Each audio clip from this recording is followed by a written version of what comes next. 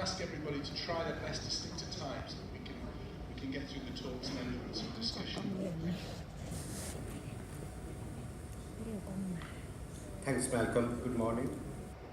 So I'm going to talk again about the frozen elephant trunk as usual. So it's only about the indication and the precautions, and because Marek is also on the panel, he would also say that actually one doesn't need a frozen elephant trunk. And our view has been now a little bit more, I would say, not that aggressive as before. And there are some cases that you do need a frozen elephant trunk, but we need to understand that it's just one of the many options we have for the arch.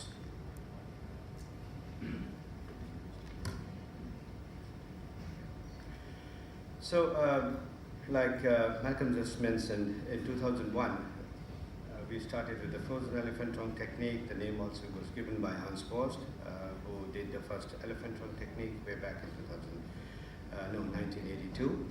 And the whole idea was to combine the classical elephant trunk with a stent to treat complex diseases of the arch.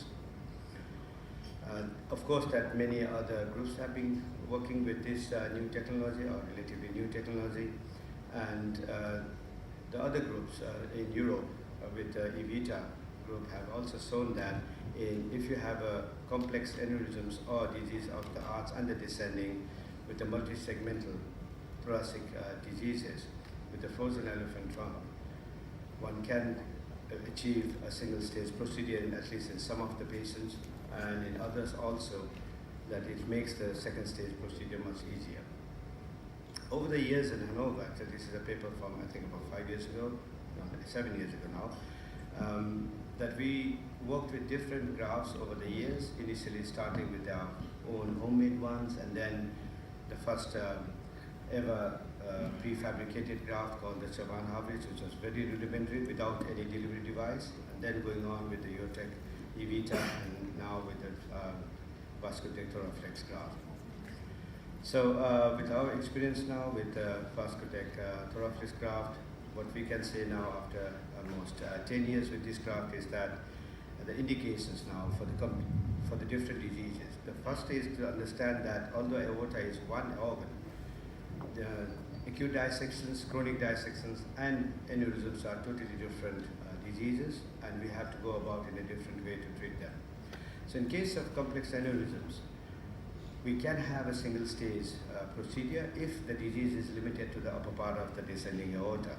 So that means that here in the first above picture, one could achieve a single stage procedure with an open procedure replacing the arch and the ascending and putting a stent in the descending.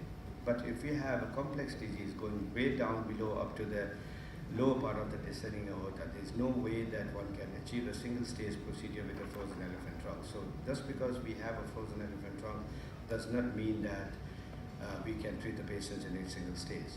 If the disease is limited to the distal part of the arch and the descending, now we tend to operate from the left side and not operating from the front, because even if you operate from the front side, you have to have two-stage procedures. So in these such cases, we don't use the frozen elephant trunk. In the lower picture here, if you have this sort of ascending arch and the whole of the descending aneurysma, then one would need a two-stage procedure regardless of what we do. So the first stage would be the ascending an arch replacement with a frozen elephant trunk, and the second stage probably with a TIVA.